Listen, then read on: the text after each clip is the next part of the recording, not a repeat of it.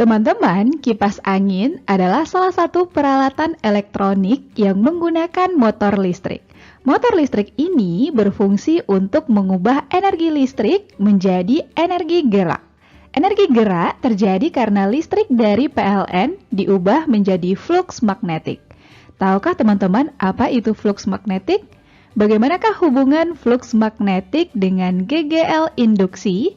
Kita akan membahasnya secara lengkap di video kali ini. Jadi, di video ini kita akan belajar tentang flux magnetik dan GGL induksi. Simak terus videonya ya. Teman-teman, konsep flux magnetik pertama kali ditemukan oleh ilmuwan Inggris bernama Michael Faraday. Faraday menggambarkan medan magnet sebagai garis-garis gaya atau garis-garis medan magnet. Banyaknya garis medan magnet yang menembus suatu luas permukaan dalam arah tegak lurus disebut flux magnetik. Besar flux magnetik dapat ditentukan dengan persamaan Pi sama dengan B dikali A dikali cos theta. Dengan B medan magnetik satuannya Tesla, A luas permukaan yang ditembus satuannya meter kuadrat, theta sudut antara medan magnetik B dengan N garis normal bidang, dan Pi flux magnetik satuannya Weber. Jika dilihat dari persamaannya, flux magnetik dipengaruhi oleh medan magnetik, luas permukaan yang ditembus, dan sudut jatuhnya. Sudut antara medan magnetik dengan garis normal bidang tergantung pada keadaan garis-garis gaya yang jatuh pada bidang. Ada 3 keadaan garis-garis gaya atau garis-garis medan yang jatuh pada bidang. Pertama, searah dengan bidang. Jika garis gaya searah dengan bidang, maka sudut yang dibentuk oleh medan magnetik dengan garis normal bidang, theta sama dengan 90 derajat. Nilai cos 90 derajat sama dengan 0, sehingga Pi sama dengan 0. Kedua, tegak lurus dengan bidang. Jika garis gaya tegak lurus dengan bidang, maka sudut yang dibentuk oleh medan magnetik dengan garis normal bidang, theta sama dengan 0 derajat. Nilai cos 0 derajat sama dengan 1, sehingga Pi sama dengan B dikali A. Ketiga, tidak tegak lurus dengan bidang.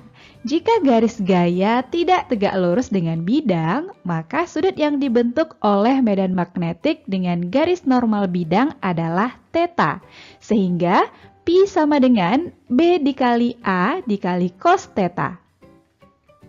Selanjutnya, kita akan membahas mengenai hubungan antara flux magnetik dengan GGL induksi.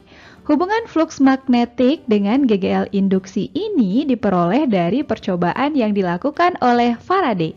Jika pada video sebelumnya kita sudah mengetahui bahwa Hans Christian Ørsted menemukan bahwa di sekitar kawat berarus listrik dapat menimbulkan medan magnet, maka percobaan Faraday membuktikan hal sebaliknya.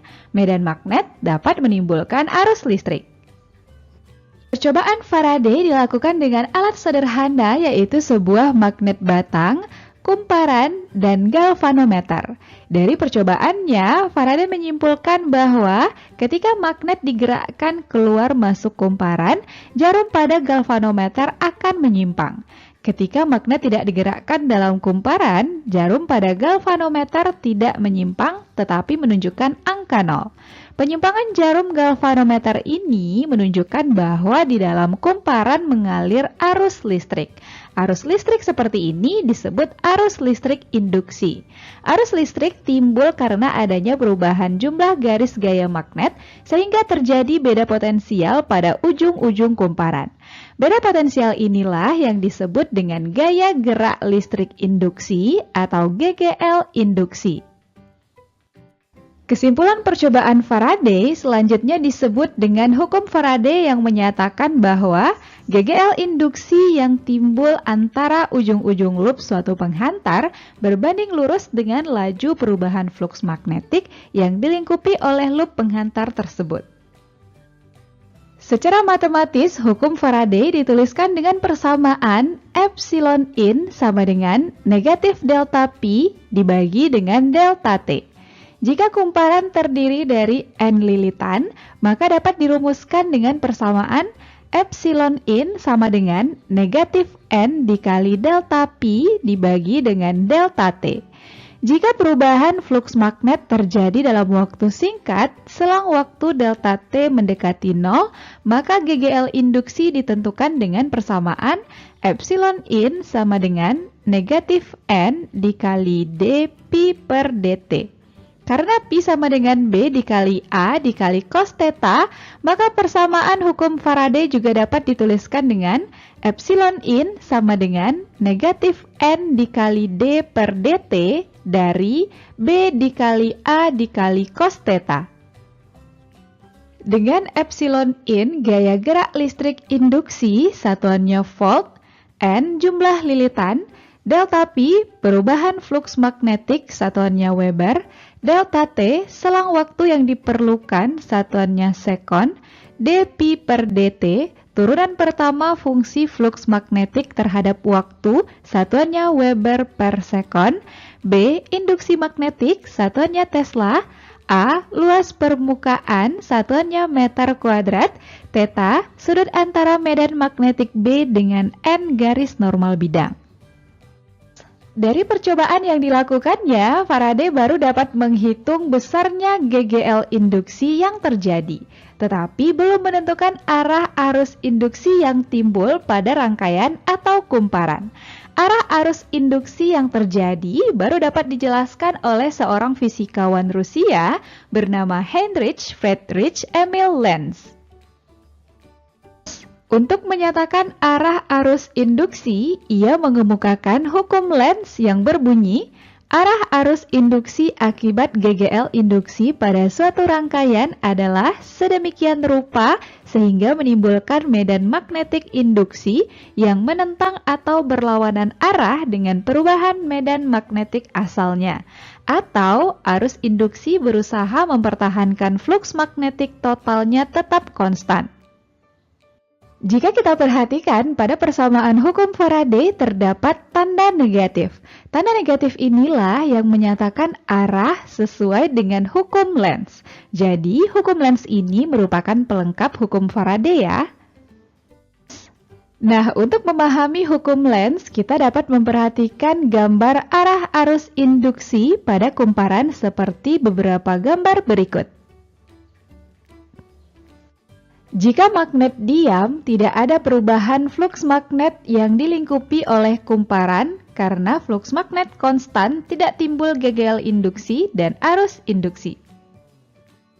Pada saat kutub utara magnet digerakkan mendekati kumparan, fluks magnet utama atau PU yang menembus kumparan dengan arah ke bawah akan bertambah.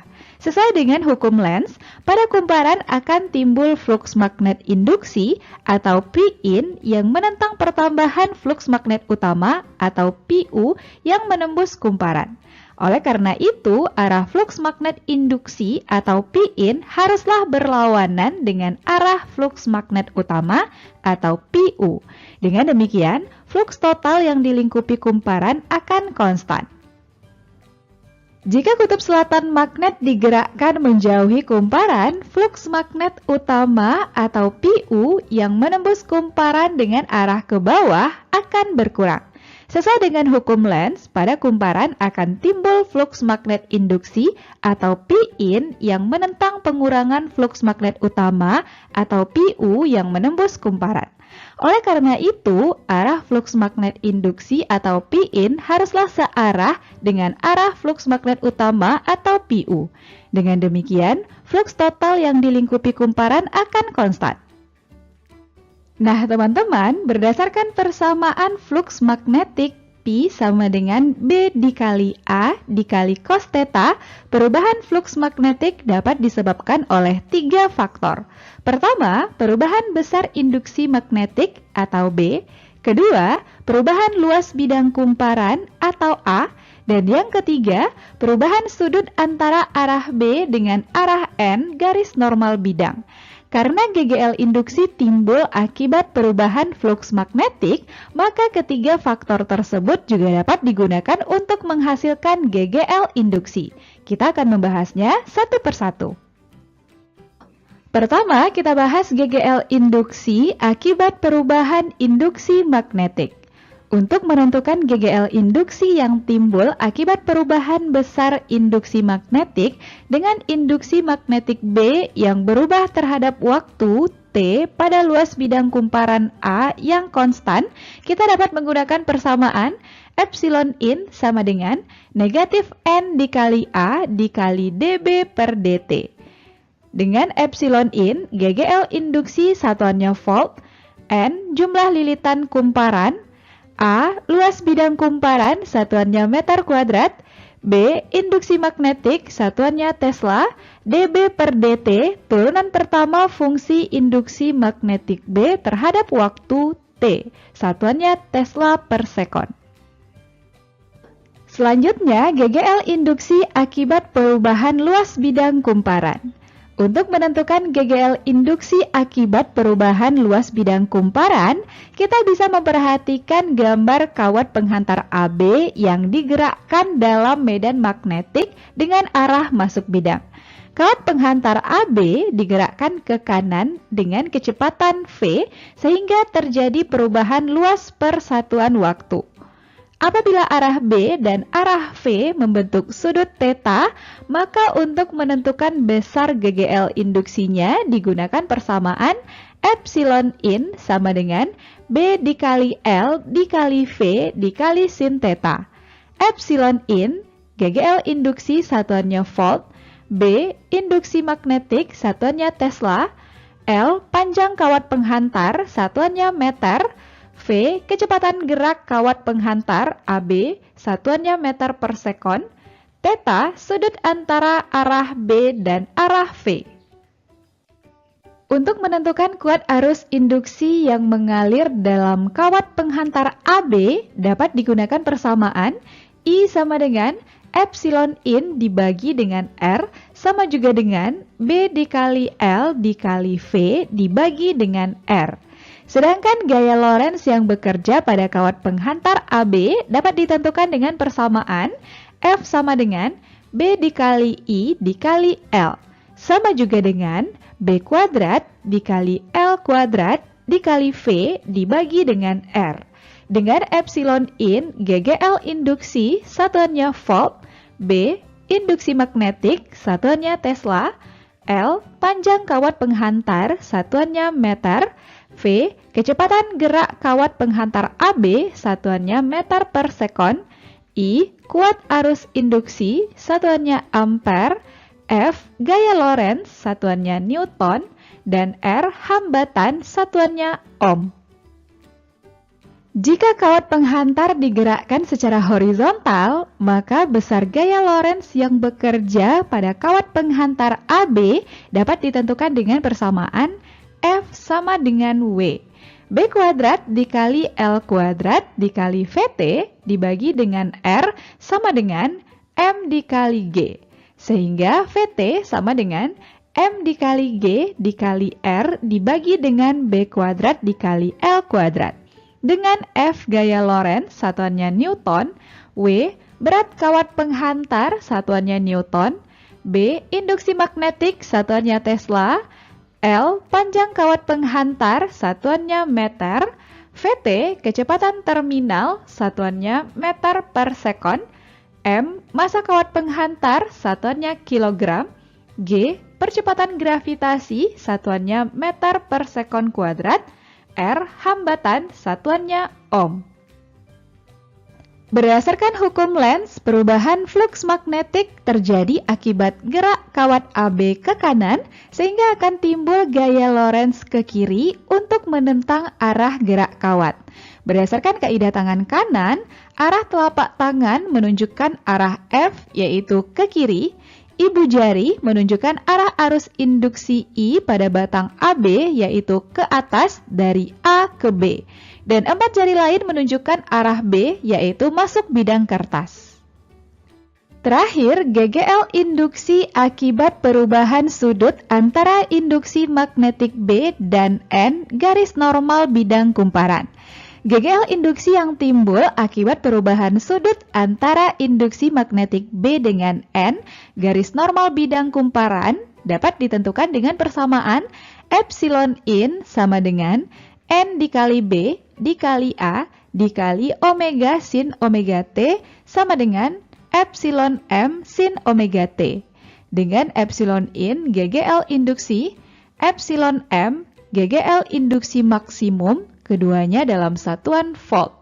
N jumlah lilitan kumparan, B induksi magnetik, satuannya Tesla, A luas bidang kumparan, satuannya meter kuadrat, omega kecepatan sudut, satuannya radian per sekon, dan T waktu, satuannya sekon. Sampai di sini teman-teman bisa paham ya?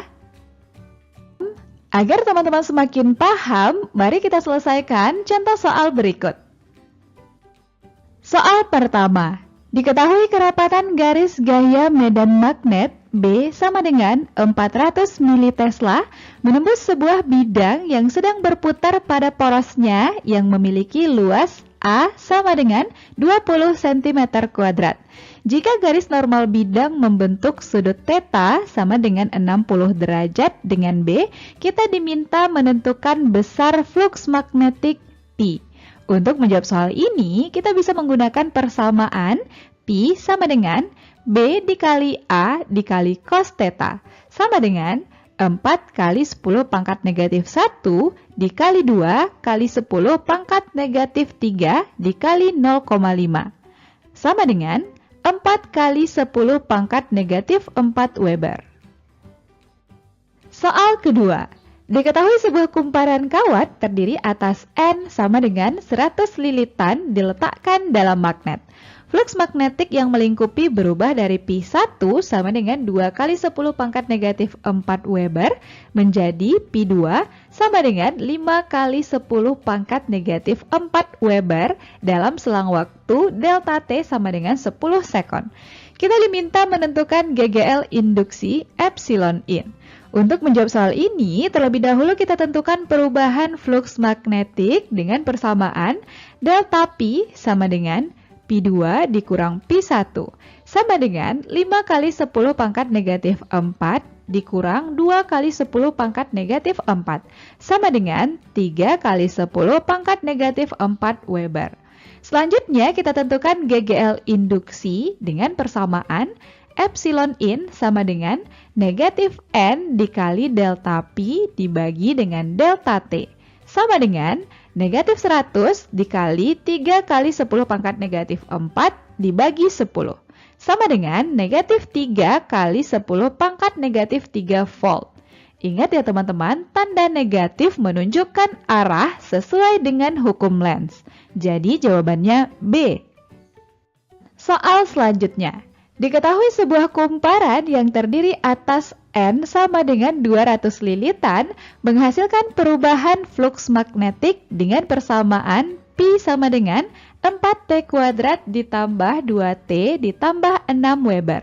Kita diminta menentukan GGL induksi yang dihasilkan saat T sama dengan 2 sekon. Untuk menjawab soal ini, terlebih dahulu kita tentukan turunan pertama dari fungsi flux magnetik terhadap waktu. dP per dt sama dengan d per dt dari 4T kuadrat ditambah 2T ditambah 6 sama dengan 8T ditambah 2 Weber per sekon. Nilai T sama dengan 2 sekon, kita substitusikan ke persamaan 8T ditambah 2, sehingga dP per dt sama dengan 8 dikali 2 ditambah 2, sama dengan 16 ditambah 2, sama dengan 18 Weber per sekon. Selanjutnya kita tentukan nilai GGL induksi dengan persamaan epsilon in sama dengan negatif N dikali dP per dt sama dengan negatif 200 dikali 18 sama dengan negatif 3600 volt. Jadi jawabannya D. Soal keempat. Diketahui sepotong kawat bergerak memotong medan magnet homogen yang besarnya B sama dengan 10 Weber per meter kuadrat, membentuk sudut θ 60 derajat. Luas fluks yang terpotong A sama dengan 0,5 meter kuadrat dalam selang waktu delta T sama dengan 0,25 sekon. Kita diminta menentukan GGL induksi yang timbul. Untuk menjawab soal ini, terlebih dahulu kita tentukan perubahan fluks magnetik. Sebelum kawat bergerak, P1 sama dengan 0. Setelah kawat bergerak, P2 sama dengan B dikali A dikali cos θ sama dengan 10 dikali 0,5 dikali 0,5 sama dengan 2,5 Weber. Maka perubahan fluks magnetik delta P sama dengan P2 dikurang P1 sama dengan 2,5 dikurang 0 sama dengan 2,5 Weber.